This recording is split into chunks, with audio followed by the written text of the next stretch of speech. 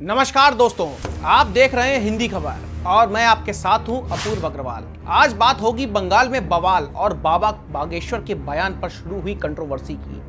नए वक्फ बोर्ड कानून के बाद बंगाल के मुर्शिदाबाद में जो हिंसा और आगजनी हुई है, उसकी लपटों ने पूरे देश को झुलसाना शुरू कर दिया है और इसकी आंच अब बंगाल से बाहर निकलकर कई प्रदेशों में फैल चुकी है।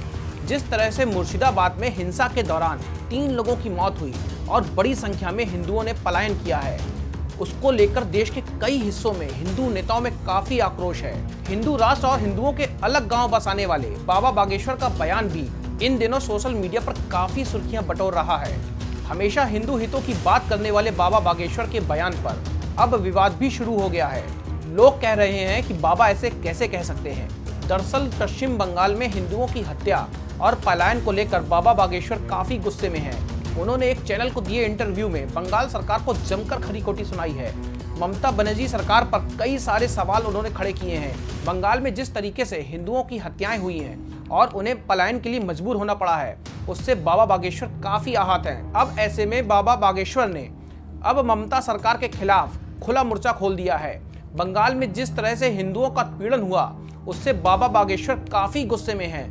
एक तरफ जहां उन्होंने ममता सरकार को फटकारा, तो वहीं दूसरी तरफ बंगाल की हिंदू आबादी पर भी उन्होंने अपना गुस्सा जाहिर किया है।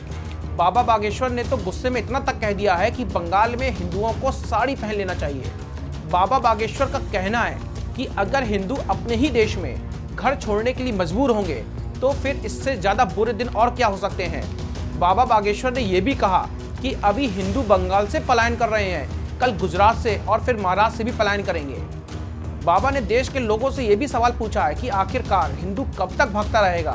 भय और असुरक्षा के माहौल में हिंदुओं को आखिर कब तक रहना पड़ेगा। आपको बता दें कि बाबा के ज्यादातर कार्यक्रम हिंदू हितों से ही जुड़े हुए होते हैं। बाबा बागेश्वर भारत को हिंदू राष्ट्र बनाने के लिए काम कर रहे हैं और अभी कुछ दिनों पहले ही उन्होंने इसको लेकर के एक यात्रा भी शुरू की थी, जिसको जनता का जबरदस्त समर्थन प्राप्त हुआ था।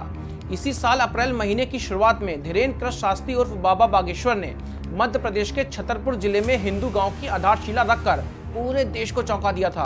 बागेश्वर धाम के पास ही आधिकारिक तौर पर एक हिंदू गांव बसाया जा रहा है। इस गांव में रहने वाले लोगों की जीवन शैली वैदिक संस्कृति पर आधारित होगी। हिंदू गांव में 1000 हिंदू परिवारों को बसाने का प्लान तैयार किया गया है। इस गाँव में गैर हिंदुओं का प्रवेश वर्जित रहेगा। हिंदू गाँव की नींव रखते हुए बाबा बागेश्वर ने कहा था कि हिंदू राष्ट्र की संकल्पना हिंदू घरों, हिंदू गांवों, हिंदू जिलों और हिंदू स्टेट की स्थापना के बाद ही संभव है। बंगाल के मुर्शिदाबाद में हुई हिंसा के बाद एक बार फिर से बाबा बागेश्वर चर्चा में है और हिंदुओं के उत्पीड़न पर विवादित बयान दे डाला है।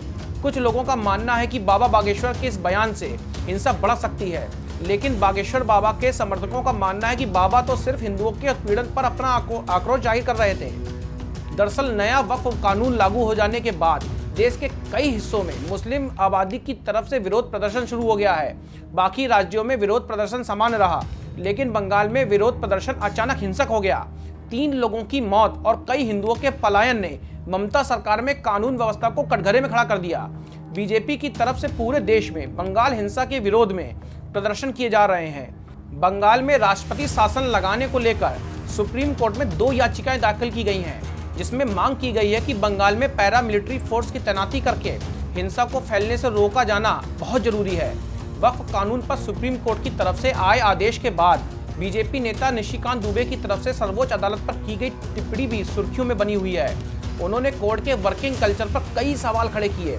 याचिका पर सुनवाई करते हुए सुप्रीम कोर्ट के जज जस्टिस BR गवई ने कहा कि वो राष्ट्रपति को परम आदेश कैसे जारी करें, जब सुप्रीम कोर्ट पर इस तरीके के आरोप लग रहे हैं कि कार्यपालिका का अतिक्रमण कर रहे हैं। फिलहाल मामला कोर्ट में है और बंगाल हिंसा को लेकर ममता सरकार विपक्ष के निशाने पर है। एक तरफ जहां बंगाल हिंसा की जांच को लेकर मांग की जा रही है, तो वहीं दूसरी तरफ बाबा बागेश्वर जैसे हिंदू धर्म गुरु हिंदुओं के पीड़न का मुद्दा उठाकर ममता सरकार की घेराबंदी कर रहे हैं। बंगाल में हिंसा का शिकार हुए हिंदुओं को इंसाफ मिलना चाहिए।